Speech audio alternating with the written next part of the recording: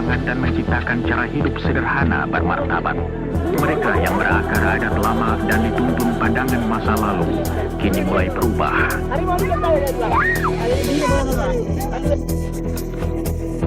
Beberapa penduduk desa mulai sadar akan adanya dunia yang lebih luas. Di tengah-tengah kesibukan operasi awal, pada bulan Maret 1973, sebuah pesawat terbang jet mendarat di Timika. Pesawat ini membawa tamu istimewa yang mulia Presiden Soeharto. Bersama dengan pejabat lain, beliau datang untuk meresmikan pembukaan fasilitas penambangan.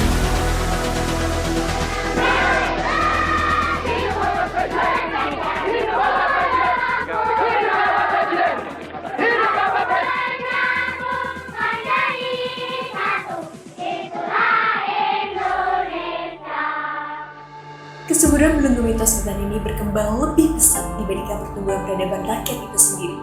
Lambat laun menjadi sebuah budaya pola pikir yang menghambat akal sehat, hingga akhirnya segelintir orang yang menunjuk dirinya sendiri sebagai raja, menjadikan keterbelakangan rakyat sebagai tangga menuju perampasan hak, kebebasan, dan kekayaan. Atas nama pengabdian. Bab 1. Multatuli. Aku telah banyak menderita. Hindia Belanda, Nusantara, atau Indonesia. Dulu, kami menyebutnya Tanah Harapan. Tanah rampasan para penjajah, lakon keji dan bengis yang menindas, mencuri, dan menjatuhkan harga diri kami. Bukti biadabnya terekam jelas dalam catatan sejarah. Sejarah milik kami, bukan milik mereka. Begitu banyak yang tercemar di tanah ini, bukan hanya kekayaan alam yang diperjualbelikan secara ilegal oleh tangan-tangan oligarki, tapi pikiran, akal sehat, dan moralitas keberlangsungan hidup generasi penerus bangsa. Kami pikir, kelak sebagian besar dari kami yang akan terlahir di tanah ini lebih dari cukup untuk memahami berbagai hal yang sudah diperjuangkan sejak dulu, walau nyawa taruhannya. Rencana penumpasan untuk para penjajah, lakon keji yang kami kira dulu hingga di masa yang akan datang merupakan bangsa luar, ternyata asalnya dari kami sendiri. Maka yang terlewat adalah menumpas kaki tangan kolonialisme dan feodalisme di tanah ini. Bukan lewat pertumpahan darah, tapi melalui nasionalisme dan aspirasi kemanusiaan. Atas nama Persatuan Indonesia. Bab 2. Pamong dari Sabang sampai Merauke. Yang menuntun dan membimbing, bukan mendominasi. Lebih dari seabad lamanya hidup dalam rasa takut dan penderitaan fisik atas penjajahan, melampaui kata cukup untuk dapat menumbuhkan keberanian untuk memenuhi hasrat atas keinginan hidup dalam kesetaraan. Kesetaraan yang menjadi salah satu kunci dari kemakmuran juga awal dari tanda hilangnya dominasi dan penindasan membuat rakyat menolak keras kapitalisme. Bukan tanpa alasan. Sebab berkat kapitalisme, oligarki tumbuh subur di tanah ini. Dulu hingga sekarang. Nepotisme di sini. Bagaimana nanti membentuk oligarki. Di lain sisi, sebuah evolusi dari dipandang seperempat manusia menjadi manusia seutuhnya juga dibekali oleh kekayaan intelektual melalui pendidikan. Sudah jelas para bumi putra mewariskan gagasannya, tercatat dalam sejarah yang sayangnya ditulis setengah hati oleh para penguasa. Selain itu, globalisasi mengajarkan kita akan pentingnya akal sehat untuk mencapai kemajuan teknologi.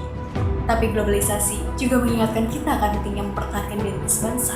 Namun raja, yang tumbuh sehat dengan warisan nilai dan etos kolonialisme juga feodalisme, tidak segan menyebarkan penyakit dari hulu ke muara, dari Sabang sampai Merauke, membuat sebagian besar rakyat terbentur dengan krisis identitas. Identitas harus di-manage supaya dia tidak bertabrakan dengan prinsip demokrasi. Dulunya, rakyat memiliki banyak bumi putra dengan segudang kekayaan intelektual. Tapi kini, yang terlihat hanya ketumpulan intelektual. Masih menjadi sebuah perdebatan antara prestasi akademik dengan pendidikan karakter. Bukan soal mana yang lebih banyak memberikan kepuasan validasi, tapi mana yang lebih memanusiakan manusia. Apakah prestasi akademik atau moralitas melalui pendidikan karakter?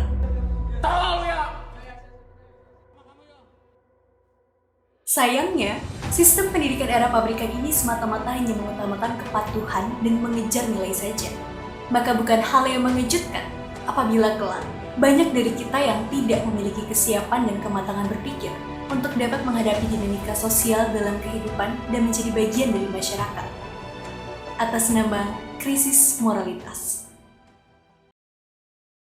Bab 3. Membentuk engkau. taman dewasa, ngerti, ngerosok, lan ngelakoni. Perubahan, entah itu melalui evolusi-revolusi atau konflik bentuknya, sebagaimana kamu hendak menyebutnya untuk menggambarkan apa yang sedang dan telah terjadi saat ini. Mau tidak mau, suka tidak suka, terlalu banyak buah yang jatuh jauh dari pohonnya, atau nyaris tidak pernah jatuh, dituai sebelum tiba saatnya. Tapi kapan waktu yang tepat untuk menandai kematangannya? Jauh sebelum itu, pastikan benihnya tidak busuk. Maka pertanyaan selanjutnya, apakah masih ada benih yang berkualitas di tanah ini? Untungnya, raja dan rakyat menanam benih yang berbeda. Masih ada yang tersisa. Masih. Dari dulu, rakyat selalu berjuang, berharap akan tumbuh subur. Setidaknya seperempat tanah ini tidak ternodai oleh raja. Jadi teruslah tumbuh untuk membentuk engkau. Bagi rakyat, gagasan yang datangnya dari Bumi Putra bukan semata-mata dianggap sebagai suatu khasiat lalu dimuseumkan, dipasangkan tarif untuk setiap rakyat yang mengunjunginya. Atau ironisnya sekedar dijadikan ajang bersuah foto, mengabadikan suasana retro dan vintage. Dahsyat sekali. Syukurnya, beberapa dari rakyat menganggap ini sebagai bukti nyata bahwa hampir keseluruhan perubahan yang sedang dan telah terjadi saat ini terlalu jauh dari berbagai hal yang Bumi Putra perjuangkan.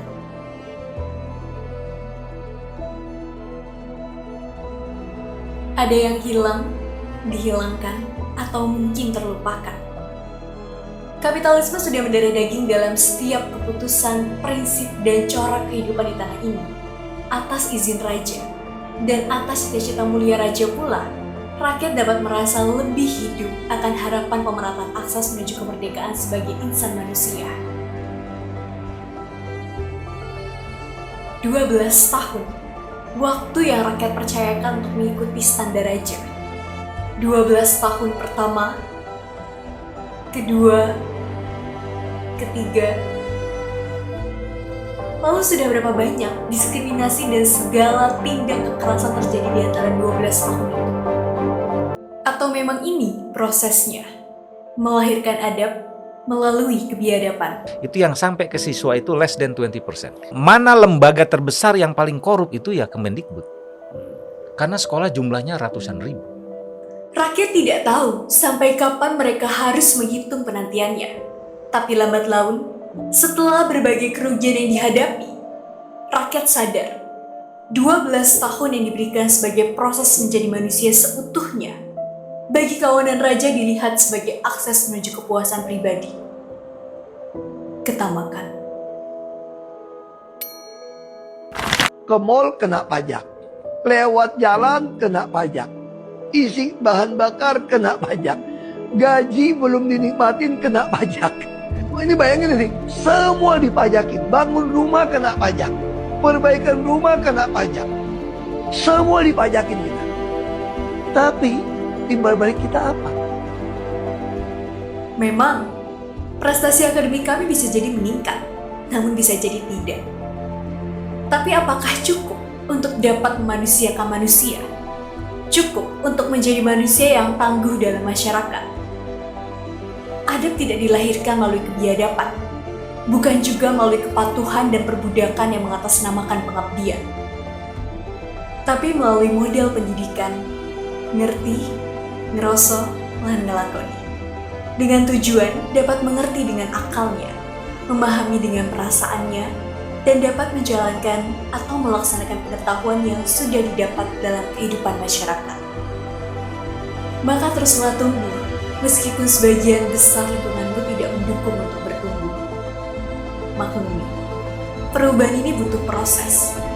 Tidak ada salahnya untuk kembali memulai dari seperempat manusia hingga menjadi engkau, manusia seutuhnya, atas nama kemanusiaan yang adil dan beradab.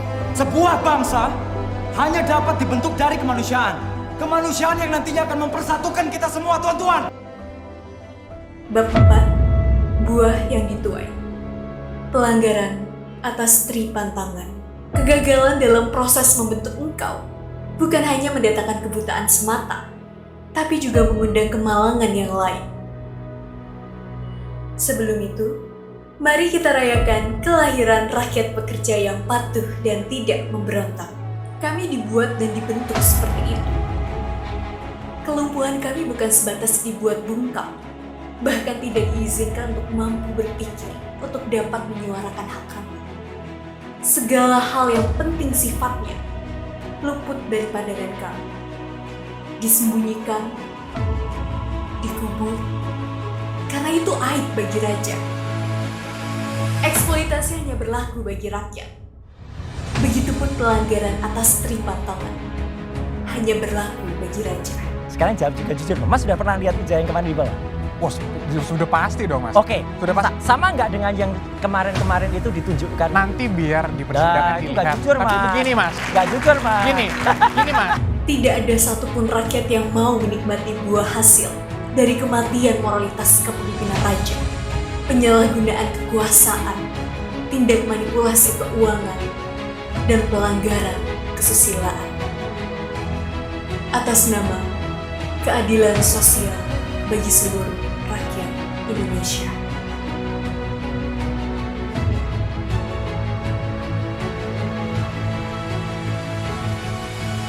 Revolusi dan evolusi hanya dipisahkan oleh huruf R. R itu rakyat.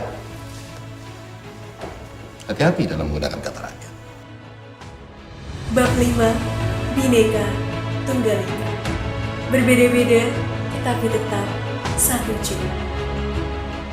Rakyat tahu bahwa sejatinya persatuan bukanlah takdir tunggal atas kebinekaan yang ika, tapi sebuah pilihan dan keputusan yang beranjak dari cita-cita dan tujuan atas kemerdekaan. Maka panggilan kemerdekaan yang terdengar lambat laun menjadi suara nyaring, vokal menyuarakan persatuan. Sebuah pengakuan bahwa di antara segala perbedaan yang ada, kita bisa jadi runtuh atau bangkit bersama. Tergantung pada seberapa pandai kita memelihara kesadaran diri dan juga menjaga persatuan. Maka inilah Tanhana Dharma Mangruah. Tidak ada kebenaran yang mendua atas proses kemerdekaan bagi seluruh rakyat Indonesia.